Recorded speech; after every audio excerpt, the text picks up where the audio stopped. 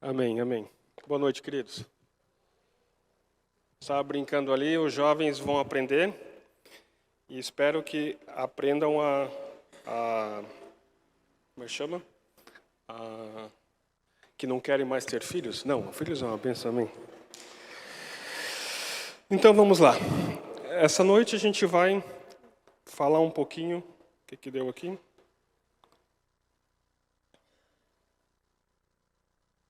Deu, tá ligando. Enquanto tá ligando ali.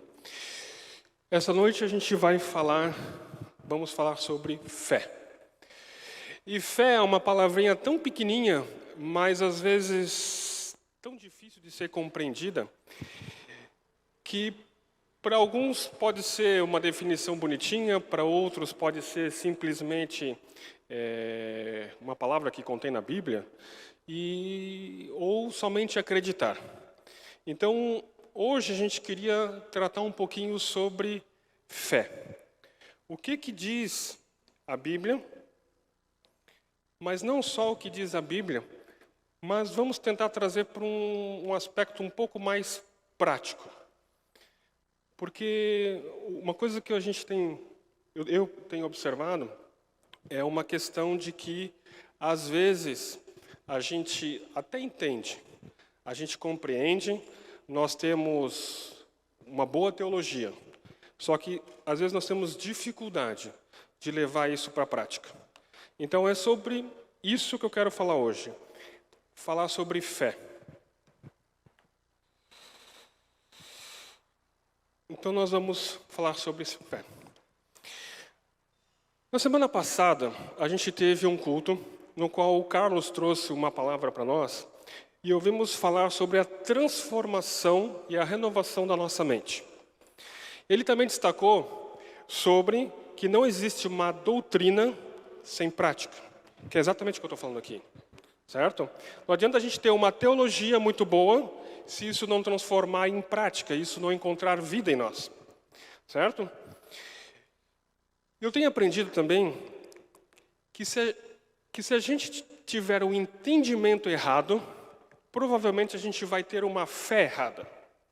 E tendo uma fé errada, a gente vai ter um comportamento, uma prática errada.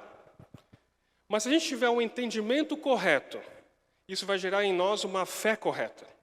E uma fé correta vai gerar em nós uma atitude, um comportamento correto. Então é sobre isso que a gente precisa tratar hoje. Porque às vezes a gente floreia demais sobre o que é ou não fé. Ou às vezes a gente mistifica demais o que é não fé. Então é sobre isso que a gente quer falar hoje. Então nós vamos falar sobre fé. Mas, como eu sempre gosto de começar, o que é fé? A gente poderia perguntar para alguns aqui, eu tenho certeza que iria aparecer várias definições, mas vamos porque o dicionário fala. Fé é uma crença em algo abstrato, para pessoas que acreditam, e que se torna verdade. É um excesso de confiança, de confiança depositado é um crédito a uma pessoa merecedora de fé. Já segundo a Bíblia, que a gente, provavelmente alguns já sabem de cor, fé é a certeza daquilo que esperamos e é a prova das coisas que não vemos. Isso você pode ver em Hebreus 11:1. Isso é uma definição simples, certo? Segundo o dicionário, fé é a crença, é acreditar em algo que não está se vendo ou que vai acontecer, que para ti é quase certeza. E segundo a Bíblia, fé, é aquilo que a gente não vê, é certeza daquilo que a gente não vê. Segundo a Bíblia, a gente pode ver, por exemplo, Hebreus 11:6 diz que sem fé é impossível agradar a Deus. Já em Hebreus 10:38, o justo viverá pela fé. Gálatas 3:7 diz que os da fé é que são filhos de Abraão. Romanos 12:3 diz que Deus repartiu uma medida de fé com cada um de nós. Efésios 2:8-9 diz que a fé é a chave para acessarmos mediante a fé. Acessarmos a graça mediante a fé. Romanos 10:19 diz que a fé vem pelo ouvir, e ouvir a palavra do Senhor. Em 2 Tessalonicenses diz que 1-3 diz que a fé cresce cada vez mais. E eu poderia dizer vários outros textos aqui que vão falar de fé ou de crer. Mas eu resumi esses dois. Então, hoje vamos falar sobre fé. Essa ferramenta que Deus colocou em nossas mãos para termos acesso a algo espiritual, a esse mundo espiritual. Então eu gostaria de entrar hoje no nosso texto básico, eu gostaria que vocês abrissem, que é Lucas 17, 3-6.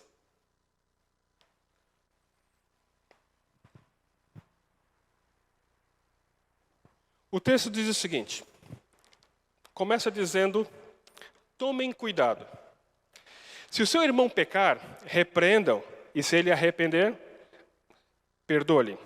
Se pecar contra você 7 vezes no dia, e 7 vezes voltar até você dizendo, estou arrependido, perdoe-lhe. Então, nesse ponto, depois de os apóstolos terem ouvido isso de Jesus, eles dizem, Senhor, então, nos aumenta a fé. Se é para ser desse jeito, então, aumenta-nos a fé. Então, Jesus respondeu, se vocês tiverem fé do tamanho de uma semente de mostarda, poderão dizer a esta moreira, arranque-te e plante-te ao mar, e ela obedecerá. Aqui tem um detalhe que eu gostaria de destacar. Por mais que a gente tenha tratado, e a gente tem trabalhado várias vezes aqui, a gente tem se baseado pela versão da NVI. Mas nesse texto em específico, a NVI ela cometeu o que, na minha opinião, é uma pequena falha. Aqui ela está dizendo que, no versículo 6, ele respondeu, Jesus, se vocês tiverem fé do tamanho de uma semente de mostarda. Acontece que esse do tamanho nunca existiu lá. Isso provavelmente foi incluído através de uma cópia de versões que vieram acontecendo. A gente pode confirmar isso através de outras versões. Por exemplo, se eu trouxer a versão Almeida e atualizada, no versículo 10 vai dizer o seguinte, ao Senhor respondeu, se vocês tiverem fé como um grão de mostarda, diria a esta moreira, remata-se e plante-se ao mar, e ela obedeceria.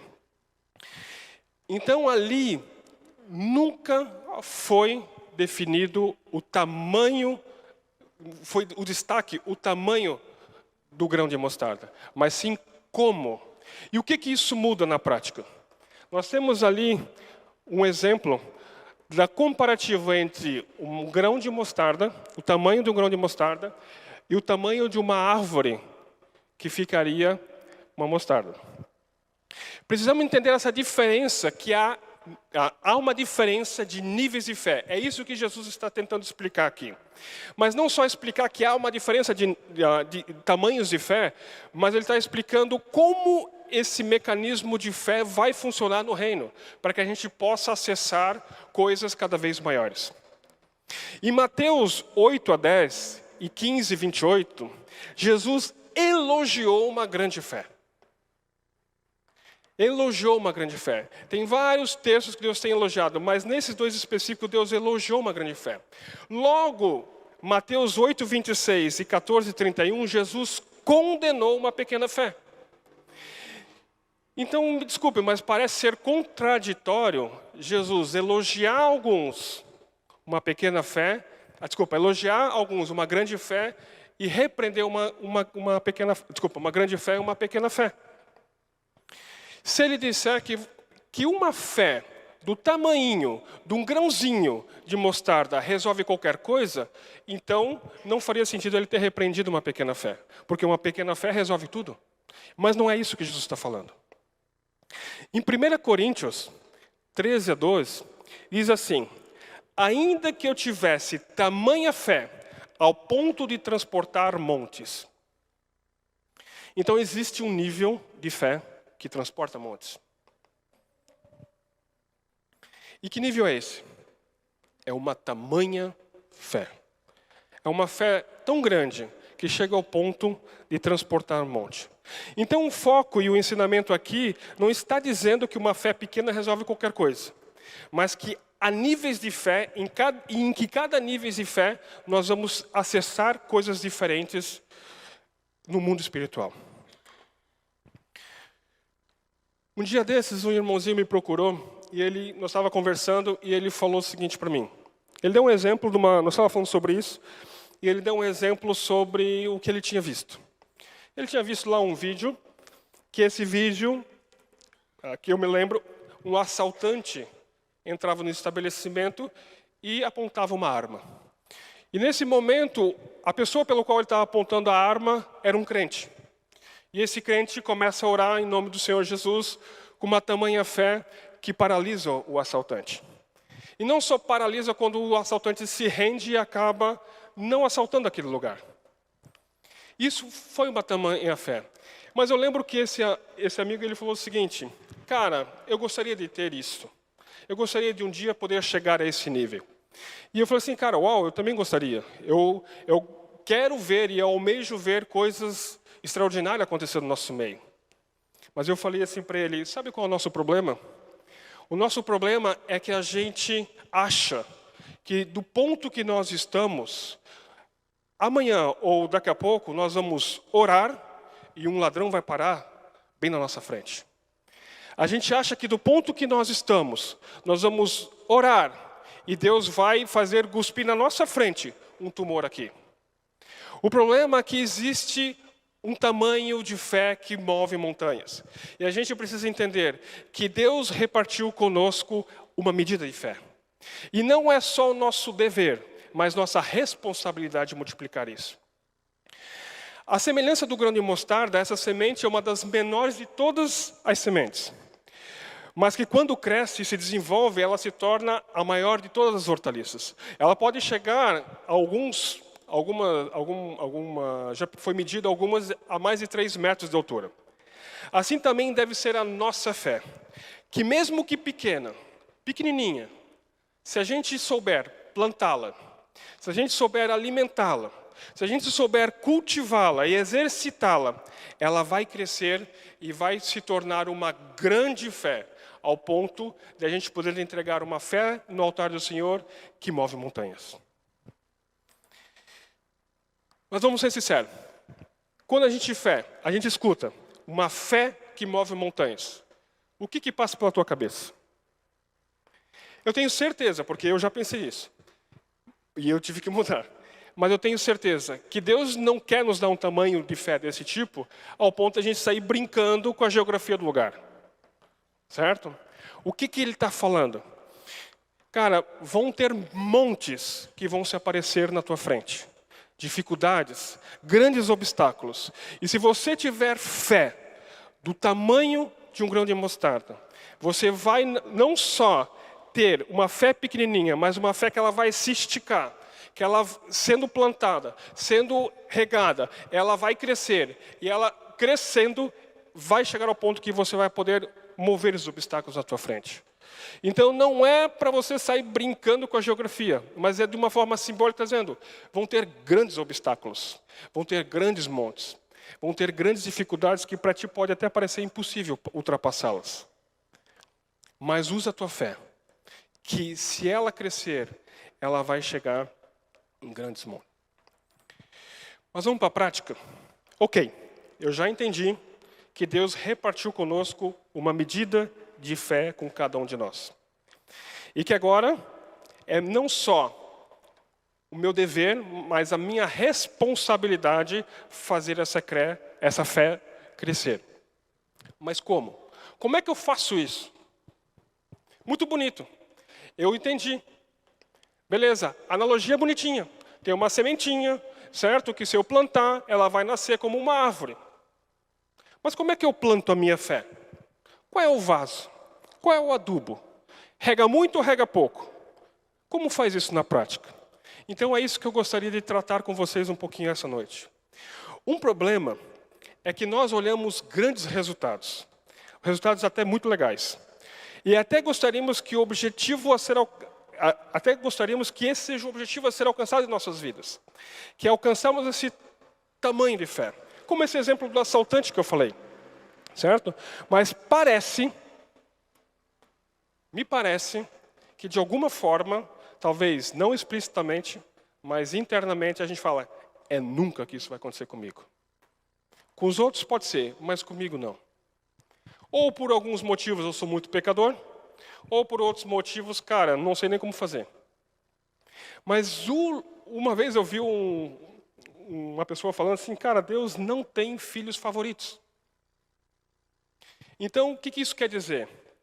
Se você ver alguém se movendo num poder que você acha sobrenatural, querido, Deus não tem filhos especiais.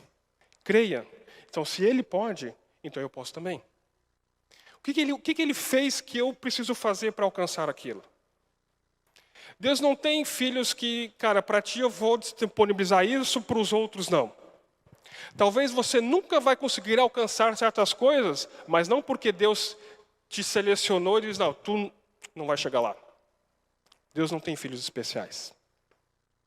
O que Ele tem e deixou claro, existe um método, existe um jeito, existe uma matemática do qual o reino de Deus funciona. E se você entender isso vai fazer você acessar coisas que qualquer um no reino pode acessar. Pior, que às vezes você acha que isso nunca vai acontecer contigo. Ou nós muitas vezes fantasiamos o mundo espiritual. Sendo bem sincero, eu acho que eu já até comentei uma vez aqui, a gente acredita, quem aqui acredita que Deus criou todas as coisas? Levanta a mão. Quem acredita lá no que está escrito em Gênesis, que Deus criou o céu, criou a terra, criou tudo que há, quem acredita? Levanta a mão.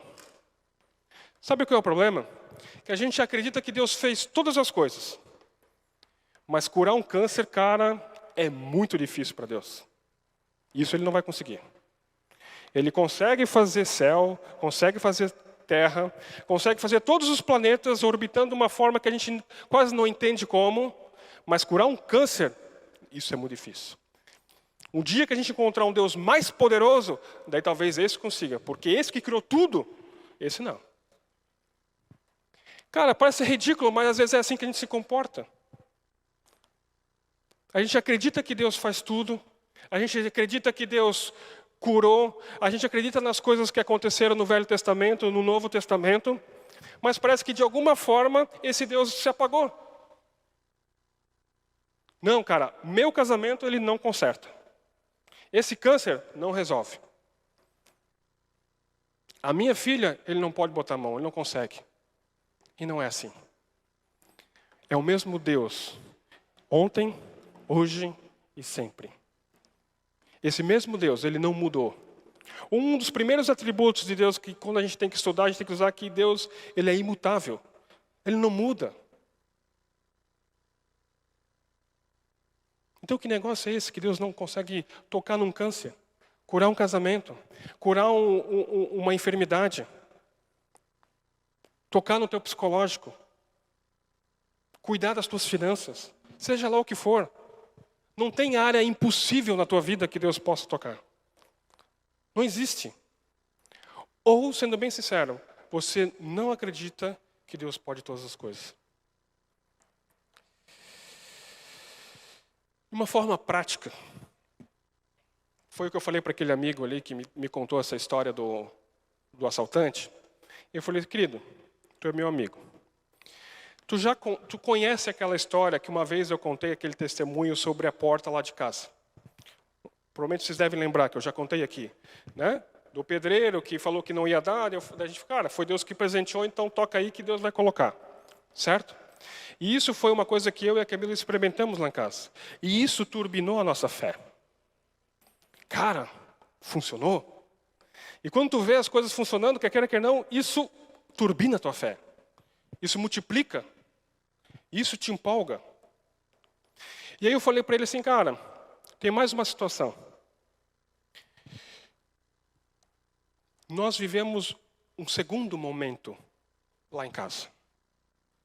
A gente teve que fazer, acho que eu não sei se eu comentei aqui, mas a gente teve que fazer uma reforma lá em casa. Nós estávamos nos programando para fazer uma reforma. Uma ampliação de um novo banheiro e uma lavanderia que nós não tínhamos. E a gente tinha o dinheiro guardado para cuidar daquilo. Só que nada se alinhava.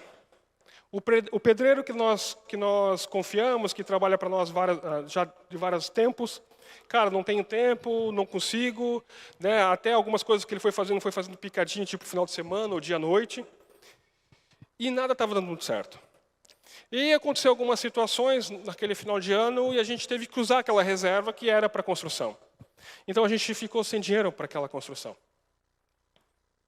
E de repente, na virada depois daquele ano, Deus falou para nós, cara, constrói agora. Eu falei, Deus, desculpa, cara, agora não tem dinheiro. Ele falou, não, mas agora eu quero que constrói.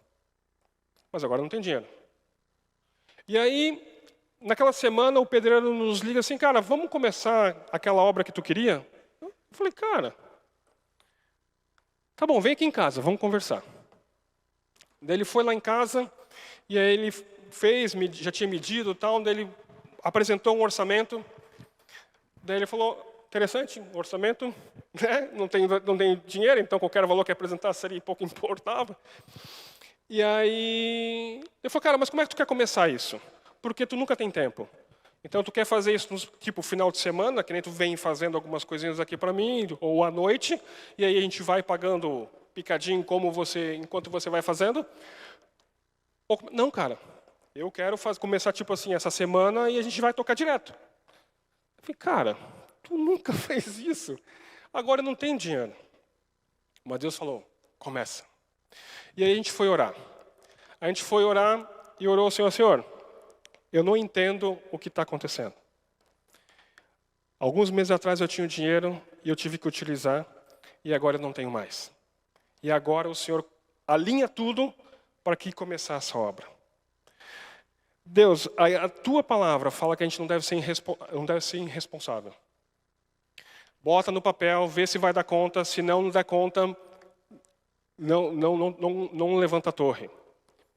Se tiver em guerra, e bota no lápis, vê se vai dar conta da guerra. Se não der guerra, manda uma comitiva dizer um tratado de paz, porque você não vai dar conta. É isso que Jesus ensinou. E é isso que eu quero ser. Eu não quero ser imprudente. Mas também o Senhor tem turbinado e tem mexido na nossa fé. Então, Senhor, se eu quiser, eu vou no banco e eu pego o empréstimo e eu financio. A gente vai pagando parcelado e vai dar tudo certo. Mas eu quero ver o que o Senhor quer fazer. Se o Senhor, eu entendo que se antes eu tinha, o Senhor podia ter feito antes. O Senhor não quis fazer antes. O Senhor quer fazer agora que eu não tenho dinheiro. Isso me dá uma dica. Que o Senhor quer mexer na minha fé. Então, se precisar honrar o compromisso, eu tenho bom onde buscar. Mas lá é na minha força. Eu quero ver o que o Senhor tem para fazer. E mandamos, pode tocar. E começamos. E a construção está lá em pé e Deus supriu tudo. O que eu quero dizer com isso? Que foi o que eu falei para aquele meu amigo. Querido, nós temos visto, a casa por si só já foi um grande presente. Aconteceu no momento que a gente não esperava e não tinha condições. Mas aconteceu e ela está lá, é nossa. A porta foi um outro exemplo. Muitos falavam, o próprio pedreiro falou, cara, eu medi, não vai dar. Eu disse, cara, Deus colocou, não sei o que ele vai fazer. Se ele vai esticar essa noite, se ele vai alargar, bota que ele vai fazer. E aconteceu. E agora Deus fala, cara, vai e faz. Só que concorda que a porta, se eu não me engano, eu acho que tinha dado R$3.000, se não me engano. Eram R$3.000. Certo? Que se por um acaso desse tudo errado, eu perdia R$3.000. Qual era o problema? Que se eu perdesse, era 3.000. Mas se desse certo, seria muito show. E foi o que aconteceu. Agora, eu preciso dar um passo maior. Por quê? Porque não é R$3.000. Uma construção daquele tipo foi muitos R$1.000. Deus, o passo aqui é maior. Mas aí, eu comecei a colocar em prática o que eu tenho aprendido. Cara, traz à mente aquilo que o Senhor prometeu e aquilo que o Senhor já fez. Porque parece impossível. Mas, cara, aqui já era impossível. E o Senhor fez. Ali já era impossível. E o Senhor fez. O que me faz duvidar que aqui vai ser diferente? Turbina a tua fé. O que eu quero dizer com isso, que foi o que eu falei para aquele meu colega. Querido, se eu tivesse que sair daqui para dar esse passo grandão aqui, cara, acho que nem eu tinha dado. Que é muito. Cara, e se não der conta? E se der algum problema? Mas Deus já tinha se provado. Cara, eu estou contigo. Eu funciono. Está tudo certo. Confia em mim. É isso que nós temos que trazer para a prática. Da outra vez eu falei que nós temos que parar de olhar para o problema e começar a olhar para o Deus que pode todas as coisas. Porque é Ele que pode, não eu. E se Ele pode, cara, o dinheiro é dele. A minha casa é dele. A minha vida é dele. A minha família é dele. Então é Ele que se vire. É mais ou menos isso. Ele falou assim, cara, se tu entender que tu vai colocar toda a tua vida nas mãos do Senhor, tu vai deixar um sorrisão no rosto dele. Por quê? Porque tu vai ser um canal de bênção, um canal no qual ele vai poder mostrar coisas que ele quer mostrar para essa terra. Para que todos creiam que Deus está no nosso meio, que Ele é real. E que você possa, através da tua vida, testemunhar. Cara, eu vivi esse Deus real. Se essa é a matemática, então, queridos, confia. Mas o que acontece? A semelhança do que eu falei para aquele meu amigo, querido, tu quer sair desse ponto aqui e quase parar uma bala de revólver aqui. O problema é que essa distância é muito longa. Então o que nós temos que fazer? Dividir. Cara, Deus vai falar contigo. Pode ser loucura, pode ser que seja uma doideira, mas dê uma credibilidade e vamos testar. E aí tu vai testar. E aí vai dar certo. E aí tu vai ver uma coisa um pouquinho maior. E aí tu vai testar. E vai dar certo. E aí vai dar certo. E aí tu vai vendo a coisa acontecer. E aí tu vai vendo coisas maiores acontecer. Até que daqui a pouco tu está parando um assaltante. É assim. O problema é que a gente recebeu, como o texto fala, uma medida de fé. Como um grão de mostarda. Se a gente não exercitar, se a gente não plantar, se a gente não regar, isso não vai crescer. Nós temos que colocar isso em prática. Por quê? Porque Deus repartiu com cada um de nós uma medida de fé. Só que está nas tuas mãos decidir se você vai viver grandes coisas ou você não vai sair do seu lugar. O negócio é que Deus não tem filhos especiais. Então, não é porque Ele escolheu ou deixou de escolher. É você que escolhe o quão você vai querer acessar esse mundo espiritual. Eu não sei vocês, mas uma coisa me incomoda muito. Alguns acham que a igreja de Atos foi o modelo perfeito de igreja na Terra. E de fato ela foi um modelo, mas está longe de ser perfeito. Ela foi uma semente de igreja, uma igreja que começamos. E através dela a gente vai aprender muitas coisas. Só que nós, e especificamente nós do Brasil, nós deveríamos ser o modelo de igreja mais evoluído que essa terra deveria estar vendo. Por quê? Porque praticamente nosso continente foi o último a ser colonizado. A Europa começou lá e hoje está fria. Os Estados Unidos estão se esfriando. Sabe qual é o negócio? É que nós somos uma raça mestiça. No Brasil tu vai encontrar tudo que é tipo de gente. Cara, tem de tudo. O que você pode imaginar? Quer ter certeza, vai para São Paulo. Aí você vai, lá tu vai encontrar de tudo, de todo mundo. De fato, é verdade. O negócio é que isso nos torna, isso nos gera um anticorpo desse mundo. Nós somos um povo, e principalmente por muito tempo foi por causa do futebol, a gente tem acesso a muitos lugares desse mundo. Nós, na verdade, somos o vira-lata da sociedade. Nós somos cheios. Já viu um vira-lata? O vira-lata não morre. Aquele bicho, cara, ele pega, às vezes nem pega a doença. Só que a gente insiste em querer ser poodle. Não, eu quero ser aquele modelo da Europa. Quero ser aquele modelo tal. Querido, nós deveríamos ser a versão de igreja mais evoluída que essa terra já tenha visto.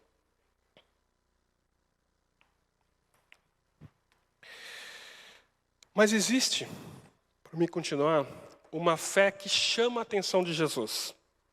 Uma fé especial. Isso está em Mateus 5. Em Mateus 5, a gente vai ver basicamente um relato de um centurião romano que se chega até Jesus. Certo? Ele procura até Jesus e pede uma ajuda.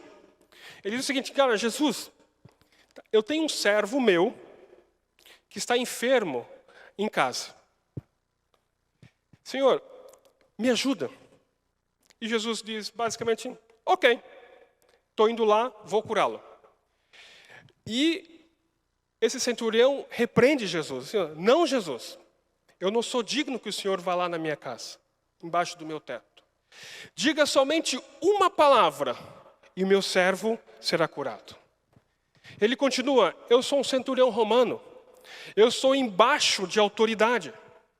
Então, quando eu recebo uma voz de comando de cima, eu executo. Assim como se eu digo para os meus servos uma voz de comando, eles são obrigados a executar e eles executam. Então eu sei muito bem o que é autoridade. E o que ele está dizendo é assim, ó, eu reconheço a sua autoridade. Então somente fale, dê uma ordem, e eu acredito que o meu servo será curado. E Jesus destaca: nem em Israel eu vi tamanha fé. Nem em Israel. Por que nem em Israel? Porque esse cara era um gentil. Ele era um centurião romano. Não era o que a gente chamou hoje do crente, do cristão, do evangélico. Ele era um gentil, uma pessoa do mundo.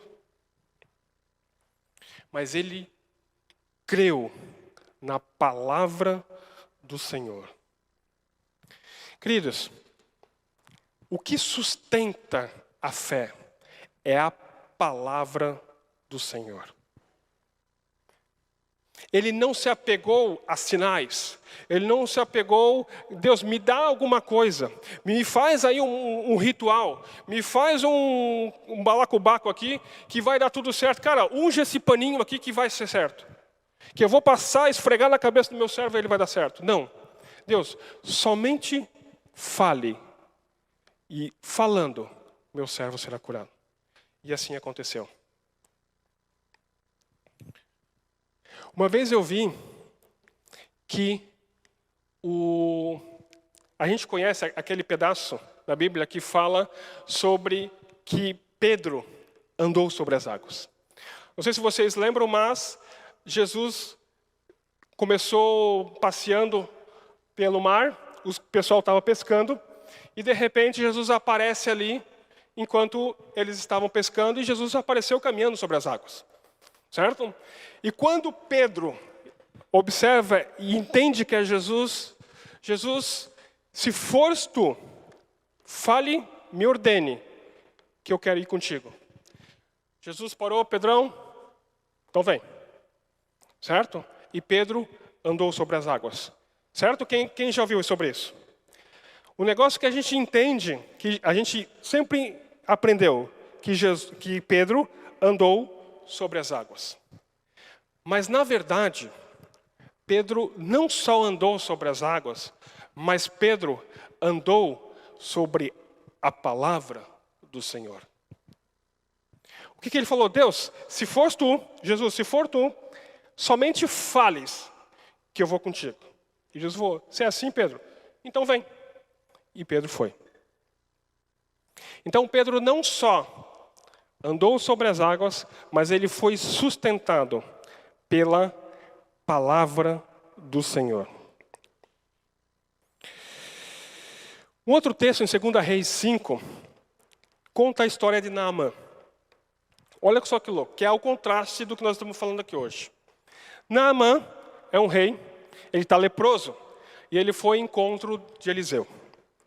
Eliseu, quando ele está chegando próximo, Eliseu nem vai o recebê-lo. E lembrando que Eliseu era um profeta, ele era uma autoridade, que a função dele era entregar a palavra do Senhor. E Eliseu nem vai ao encontro, manda um servo. Vai, se encontre com Naamã e fale para ele, vai lá e dá 10 mergulhos no rio. O problema, diz o texto, que quando o servo chegou e falou isso, o rei Naamã ficou indignado, ficou irado, em algumas versões. Por quê? Ele diz por quê. Ele tinha expectativas. Ele mesmo diz, eu esperava que o servo do Senhor viria e me encontraria. Ele tinha expectativas. Ele queria que o servo do Senhor colocasse a mão sobre ele, fizesse alguma macumba ali para que desse o negócio certo. Ele tinha expectativas que Deus iria mostrar sinais, iria fazer algum ritual do qual ele deveria ser curado. Qual era a expectativa de Naamã? Eu preciso que Jesus me dê alguma coisa. Me dá um lenço, me dá um óleo, me dá alguma coisa que eu possa me apegar. E aí ele fica indignado, ele não acredita naquilo, ele vira as costas e quer ir embora. Até que um servo dele diz, Senhor, se o servo de Deus não tivesse te pedido algo difícil, o Senhor não faria? É claro que eu faria. Era isso que eu queria que ele falasse. Então por que não faz o fácil? Parece que Naamã agora tem a revelação da vida dele. Não é mesmo? E quando ele foi lá e deu os mergulhos que tinha que dar, aí ele recebeu a cura. Por quê? Quando ele respondeu a palavra do Senhor que tinha sido liberada, foi quando ele teve o que precisava. Nossa fé deve se apoiar no caráter de Deus. O que significa se apoiar no caráter de Deus? Às vezes, possivelmente, você vai passar por dificuldades. Seja ela qual for. Talvez um grande problema na família, talvez um grande problema financeiro, talvez uma grande doença, talvez um grande acidente, não sei. Um problemão que parece um monte, bem na tua frente. E isso parece impossível. Nessas horas nós temos que se apoiar a nossa fé no caráter de Deus. O que isso significa? Ele não mente. Ele não muda. Ele é bom. Trazer à nossa mente tudo que a palavra diz que Ele é. Por isso que a gente deve se encher da palavra do Senhor. Nós devemos conhecer a sua palavra, as suas promessas. O que Ele falou, Ele não mente. A Bíblia fala que Deus é impossível de mentir. Deus, eu estou passando por algo difícil. O Senhor fala que tudo coopera para o bem. Senhor, desculpa, isso não faz sentido para mim. Isso não é lógico. O que é lógico? Eu decido me apoiar no teu caráter. Tu não mente, tu não nos abandona, estarei convosco até os finais dos tempos. Eu decido me apegar a isso. Uma vez eu vi um testemunho de um jovem, e ele falava o seguinte: o pai dele era pastor, e ele viajou, e ele não tinha muita grana. E o pai dele combinou com ele que ele, tá bom, tu vai para lá, era um outro país, tu vai para lá, e eu vou te mandar todo mês um valor. Todo mês eu vou te mandar um valor. Mas esse é o nosso combinado. No primeiro dia do mês, eu vou te dar esse valor. Não vou te dar um dia anterior, não vou te dar um dia depois. Não vou te mandar antes, nem depois. Não vou te mandar mais e nem menos. Mas nesse dia, pode ficar tranquilo que vai ter. Beleza. E assim foi algumas vezes. Alguns meses. Até que chegou um mês que ele se perdeu na conta e faltavam 3 dias para finalizar o mês. E desses 3 dias, acabou o dinheiro. E ele ligou para o pai dele. Pai, o pai já até meio que desconfiava o que ele iria tratar. Ele falou, como é que estava, não sei o quê. Pai, cara, eu me perdi aqui e faltou um dinheirinho. Eu sei que o senhor vai mandar daqui 3 dias. Eu imagino que o senhor já até deve ter o dinheiro. O senhor não pode adiantar? Ele falou, não foi isso que a gente combinou. Mas pai, 3 dias. O pai está sem dinheiro? Não, o dinheiro está lá na conta. Paradinho. Só esperando o dia para depositar. Então, pai, não foi isso que a gente combinou. Mas eu não consigo nem comer. Te vira. Sério, foi isso que ele falou para o filho. Ele desligou. Não vamos fantasiar. Ele mesmo falou assim, meu filho não desligou achando que eu era o melhor pai do mundo. Desligou irado, chateado, indignado. Mas depois que deu tudo certo, teve isso mais algumas vezes, depois ele já estava de volta no Brasil e numa conversa ele falou assim, pai, lá, aquele dia que você fez isso pela primeira vez, eu fiquei muito indignado. Não fazia sentido. Qual é o pai que deixa o filho passar fome? Foi isso que eu pensei.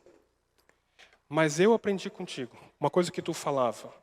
Não é só porque um time joga um jogo ruim, parece que ele está jogando um jogo ruim, que a gente vai colocar em xeque todo o campeonato. E eu entendi aquilo. E eu falei assim, cara, meu pai, parece que nós estamos jogando um jogo ruim agora. Parece não fazer sentido agora. Então, eu não estou entendendo isso. Eu não quero colocar em xeque todo o campeonato. Tudo que o meu pai já fez para mim. Ele foi amoroso, ele cuidou de mim, ele me sustentou, ele fez tudo com muito amor. Ele não vai virar agora da noite para o dia. Então, quer que isso seja, eu não estou entendendo. Parece que ele ficou mal. Mas eu vou deixar isso aqui de lado um pouquinho, que eu não entendo, e vou me apoiar no caráter do meu pai. E é isso. A exemplo disso, parece que Deus está te espremendo. Parece até que Deus virou as costas para ti. Te disse um não bem grande. Mas a exemplo desse garoto, Deus é bom. Tem algo aqui que eu não estou entendendo. Tem algo que Deus está fazendo aqui que eu não sei o que Ele quer com isso. Eu não entendo. Parece loucura. Parece que ele ficou mal. Então, seja lá o que isso seja, eu vou deixar isso aqui um pouquinho de lado e vou me apoiar no caráter de Deus. Porque Ele é bom, porque Ele já me livrou disso, já me cuidou disso, já me amou dessa forma, aquela outra vez, e aquela outra vez, e aquela outra. Traga à mente tudo o que Deus já fez por ti e o que Ele se provou. Não deixe uma situação achar que Deus agora se virou contra ti. Ele não muda. Ele sustenta a sua palavra. A exemplo daquilo que Pedro estava falando, é mais ou menos assim. Se Deus falou, Pedro, vem, não interessa como vai acontecer. A natureza, cara, o mundo espiritual vai ter que se alinhar para fazer possível aquilo que Deus falou. Como Deus vai resolver o meu problema? Não sei. Você não precisa saber. Só entenda. Se Deus falou que vai, Ele vai. Pode ser que demore, pode ser que você não veja, pode ser que você não entenda. Mas se Ele falou, Ele vai. Porque Ele não mente. e Ele sustenta toda a sua palavra.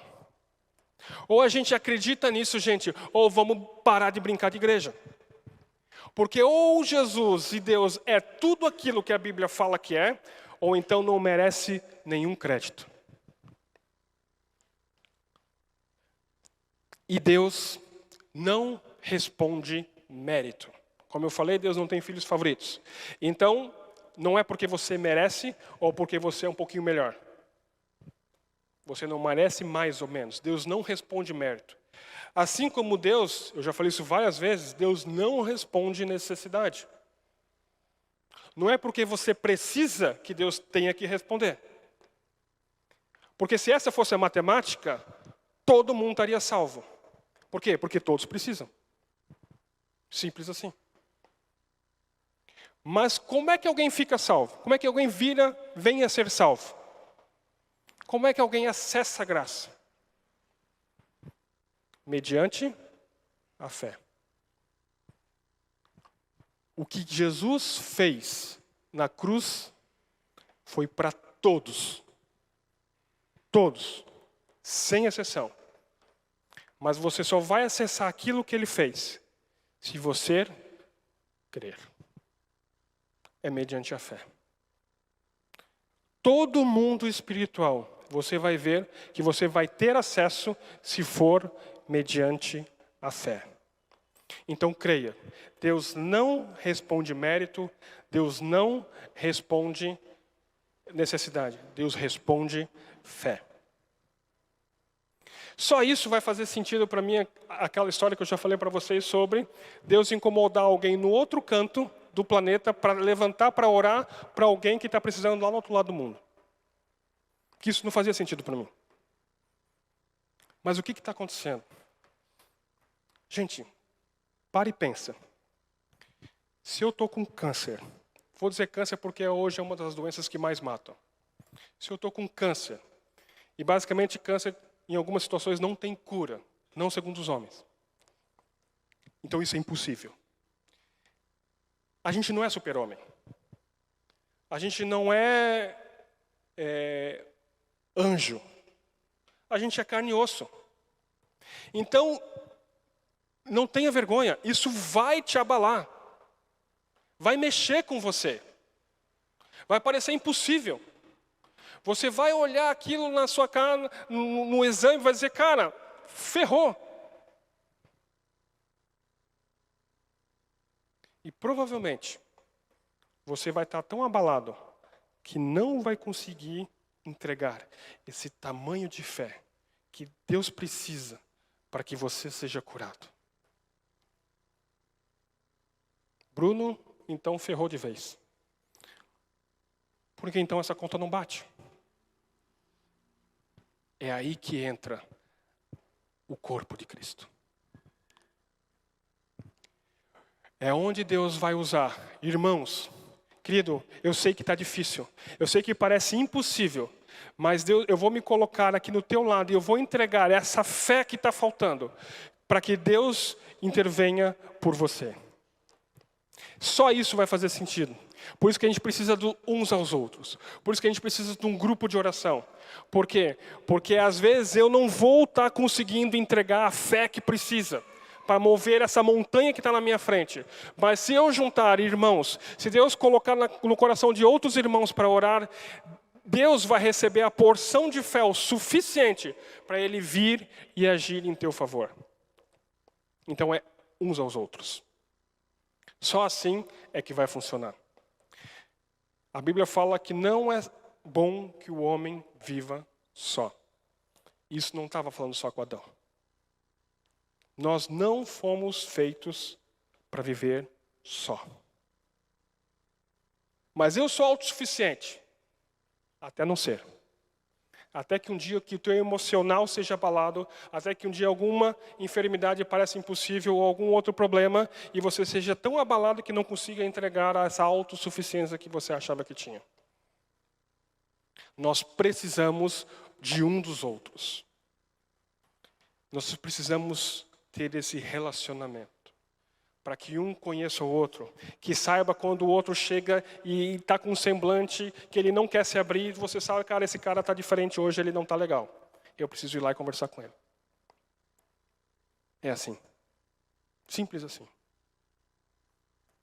Então, o meu esforço é que a gente pare de fantasiar as coisas. Pare de mistificar as coisas. As coisas são simples. Eu tenho uma frase que eu gosto muito que o sobrenatural, o mover do sobrenatural é extraordinário, mas o processo é simples.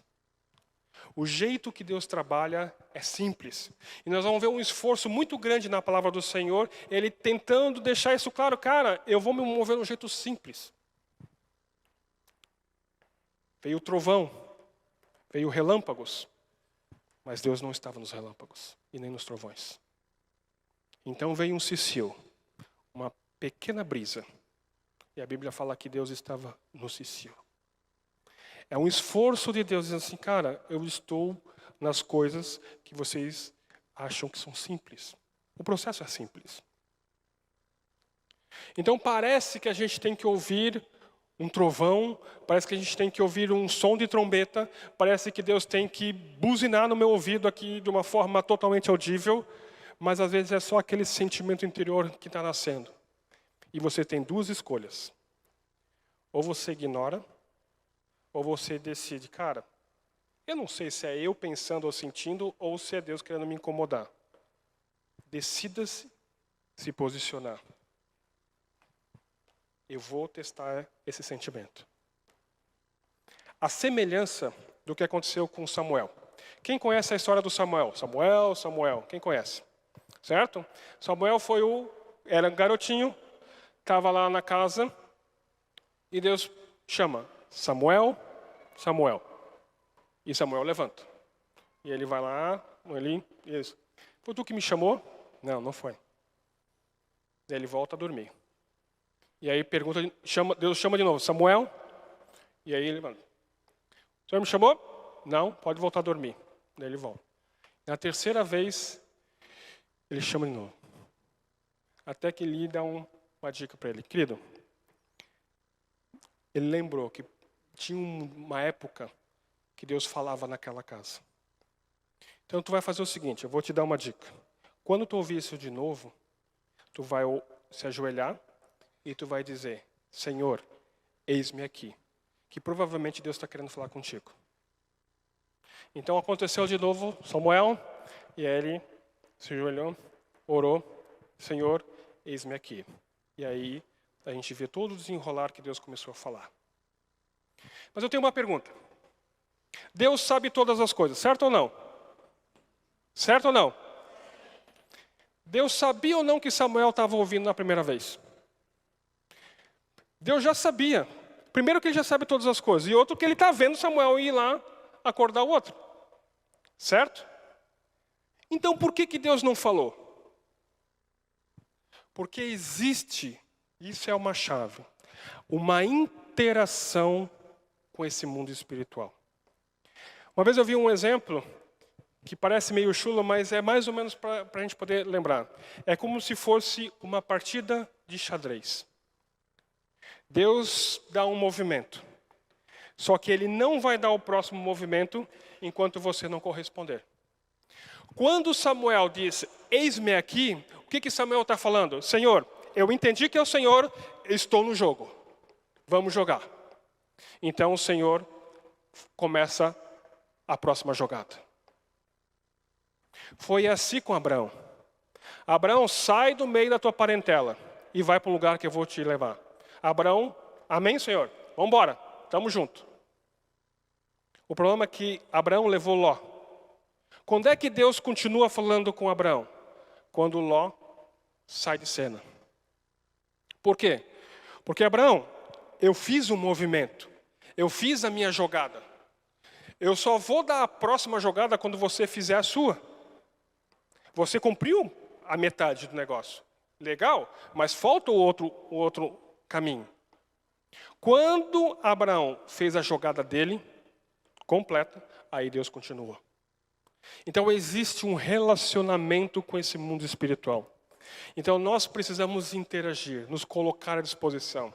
O que Samuel experimentou naquele dia foi a chave que fez o sobrenatural desatar naquela vez.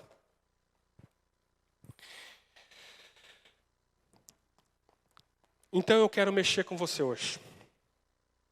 Você deve ter recebido hoje um cartãozinho, um marca-página. De uma forma simbólica, está sendo dividido com vocês uma pequena medida de fé.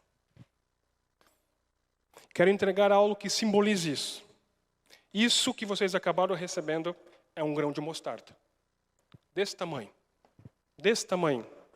Eu gostaria que quem quiser guarde, para que isso traga à sua mente, que eu preciso exercitar a minha fé. A pergunta é agora, o que você vai fazer agora?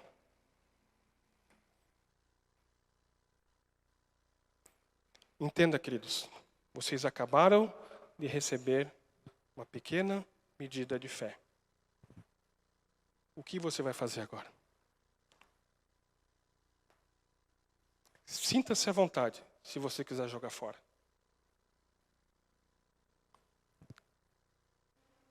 Não importa. Não vai interferir na minha sementinha. No máximo me deixar chateado. Mas pode jogar fora. Bruna, não acredito nisso. Então jogue fora. Você pode guardar. Então até jogar fora. Ou você pode decidir. Eu vou plantar. Essa medida de fé que eu recebi, eu vou plantar. Eu vou regar. Eu vou exercitar. Ao ponto que a minha fé cresça. E eu quero entrar nesse mundo espiritual. Eu quero acessar esse mundo espiritual. Deus não tem filhos prediletos, e então eu também posso. Isso tem que te empolgar, não gerar inveja ou qualquer outra coisa. Se você vê alguém se movendo num nível, cara, se ele pode desse jeito, cara, isso quer dizer que eu também posso. Você está vendo algo que é possível. E entenda, então isso é para você também.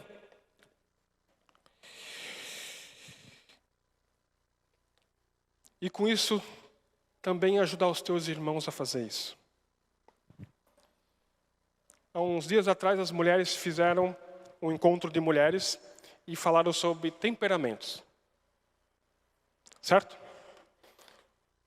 E minha mulher chegou em casa e falando o que tinha acontecido, dos temperamentos e tal, e a gente foi lá fazer o teste, descobriu o meu temperamento. Isso foi muito legal. Só que isso não fez só eu descobrir um temperamento que eu tinha. Isso fez a gente entender como os dois funcionam. Então isso só nos ajudou a entender, cara, como a gente pode trabalhar junto agora. Simples assim. O que eu quero dizer com isso? Vão ter irmãos diferentes, de diferentes temperamentos, de diferentes gostos, de diferentes idades, de diferentes estilos. E nós não somos todos iguais. Só que tem alguns temperamentos que a gente aprendeu, que são extremamente empolgados. Mas tem alguns que eles são mais analíticos, que não se empolgam facilmente. Então você precisa empolgar o analítico ao ponto de ele se movimentar um pouco mais rápido. Mas o analítico também tem que dar uma freada no empolgado para que ele trabalhe um pouco mais com o pé no chão, para que não saia voando por aí.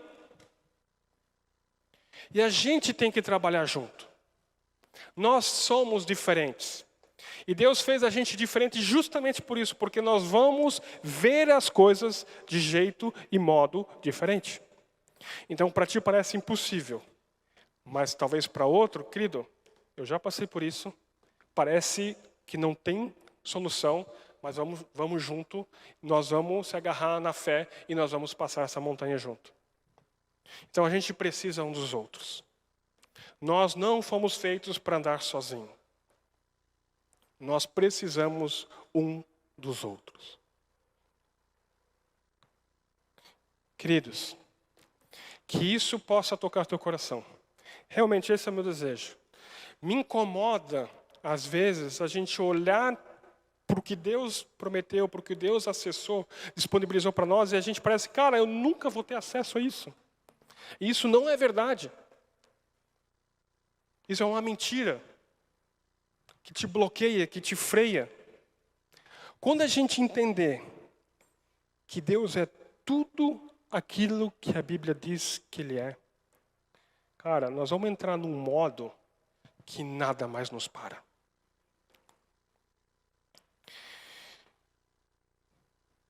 E é nesse espírito que eu gostaria que a gente orasse pelos enfermos hoje. Se é para a gente falar de teoria e falar de jeito de colocar isso em prática, nada melhor do que praticar. Então eu gostaria de hoje que a gente pudesse orar pelas enfermidades, pelos problemas que vão ser colocados aqui na frente, de uma forma que a gente possa crer. Entenda, este momento não é só para quem vem aqui na frente. Esse momento é para toda a igreja.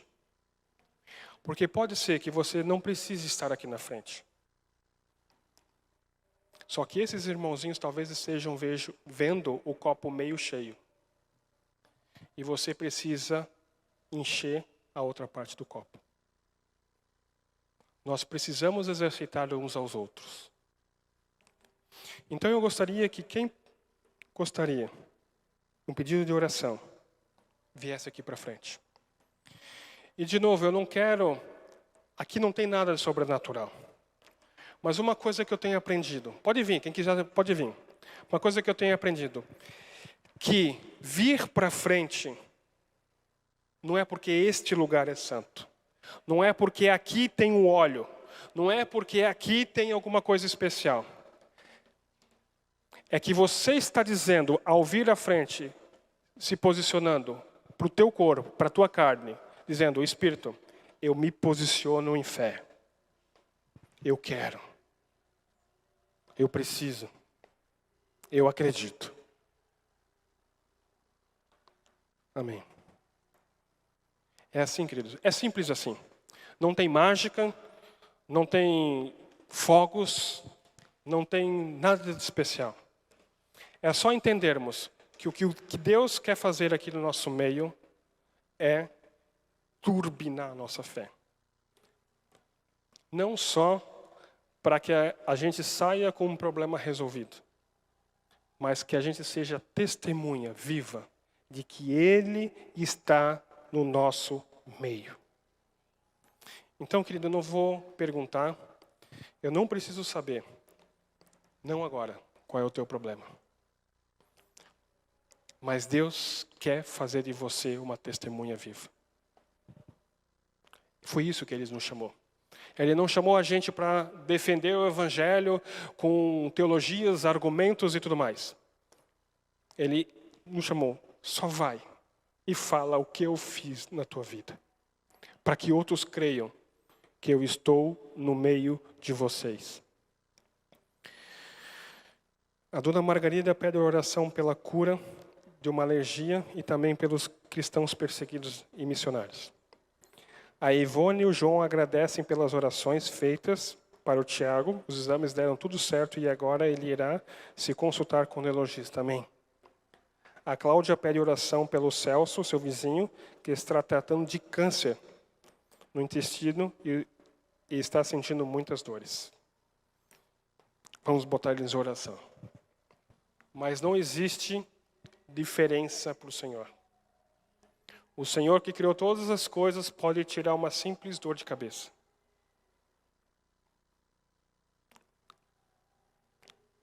Eu creio que nós vamos ver no nosso meio, vão ter dias que nós vamos ver curas instantâneas. Que nós vamos ver problemas graves sendo resolvidos instantaneamente. Que as pessoas possam ver que Deus está no nosso meio. Que Deus não virou as costas, Deus não mudou, Deus não se cansou, mas Ele está no nosso meio. Ele está louco para se manifestar. Ele está louco para falar no teu ouvido, querido, eu quero que você faça isso e eu quero que você seja uma testemunha. Então, queridos, entenda de uma vez por todas. Não depende de Deus. Depende de nós. O quanto a gente quer ver de Deus se manifestar. Vamos orar. Gostaria que a igreja levantasse. Quem tiver liberdade, impõe as mãos. Quem que tiver mais liberdade ainda, quiser impor as mãos em algum irmão específico ou vir abraçá-lo, fique à vontade. Vamos orar. Papai, nós entendemos, Deus, que o Senhor é um Deus de amor. O Senhor é um Deus que faz todas as coisas e já fez todas as coisas. Nós entendemos que o Senhor não quer nos oprimir, o Senhor não quer nos prejudicar, o Senhor não é um menino mimado querendo queimar a formiguinha com a lupa. O Senhor nos ama e te agradecemos e te louvamos por isso, Deus. Deus, nós não entendemos o que estamos passando agora e qual o propósito de tudo isso, mas o Senhor entende. Senhor, se isso for uma consequência de algo que a gente fez errado, de algo que a gente fez não segundo a Tua vontade, que então o Senhor nos perdoe, Senhor. Perdoe, Senhor, por ser tão falhos, por ser tão, às vezes, descrente. Perdoa, Deus, por ter, às vezes, uma pouca fé. Jesus, a medida dessa semente é pequena, mas a gente quer plantá-la, Deus. Então, por favor, Deus, a Tua palavra fala que o Senhor nos empresta um pouco de fé. Senhor, nos empresta fé. O nosso copo pode estar um pouco cheio, mas a gente precisa que o Senhor encha a medida de volta, Deus. Senhor, eu oro por esses meus irmãos. Que o Senhor esteja falando ao coração de cada um. Que eles possam estar se entregando nas Tuas mãos, Deus. E entregando a medida de fé suficiente. Que a Tua igreja possa estar completando e possa estar juntos, Deus, em oração. Deus, clamando, entregando a medida necessária de fé que é necessário para que o Senhor haja no nosso meio. Nós confiamos que o Senhor é o mesmo ontem, hoje e sempre. Que o Senhor sempre vai ser. Que o Senhor é um Deus amoroso. Que o Senhor é um Deus justo. Tudo o que o Senhor falou, o Senhor sustenta com a sua palavra. Então, Deus, nós cremos no Senhor, Deus. Perdoa-os por ser, às vezes, tão, Deus, mas tão descrentes. A gente quer confiar no Senhor. A gente quer ver com os nossos olhos que só o Senhor é Deus. Que o Senhor está no nosso meio. Não permita que o diabo venha berrar no nosso ouvido que o Senhor nos abandonou, porque isso é mentira. O Senhor está no nosso meio e o Senhor pode vir com provisão. O Senhor pode vir com cura. O Senhor pode vir com, seja lá o que precisa, Deus, mas o Senhor pode nos sustentar. Se necessário, o Senhor pode nos pegar no colo, Deus. Deus, entregamos as nossas vidas nas Tuas mãos, Deus. Nós não entendemos. Nós não entendemos a lógica. Mas não precisamos entender. Precisamos confiar no Senhor. E queremos aqui, com toda a igreja em pé, Deus, dizemos, nós confiamos no Senhor. Nós acreditamos que o Senhor pode. Então, Deus, cura. Senhor, livra. Senhor, protege. Deus, seja dores, seja câncer, seja doenças, seja medos, seja problemas financeiros, precisa de emprego, Deus. Precisa de todas as coisas. Nós necessitamos de muitas coisas para viver nesse mundo. E o Senhor sabe disso. Então, nos ajuda, Deus. Queremos corresponder a essa fé. Então, eis-me aqui, Senhor. Usa a gente. Nos usa, Senhor. Que a gente possa ser testemunha, que essa cidade possa crer que o Senhor é real, que o Senhor é verdadeiro, que o Senhor não muda, que o Senhor não é o conto da carochinha, que o Senhor é real e está no nosso meio. Em nome do Senhor Jesus. Amém. Amém. Amém, queridos. Possam ir.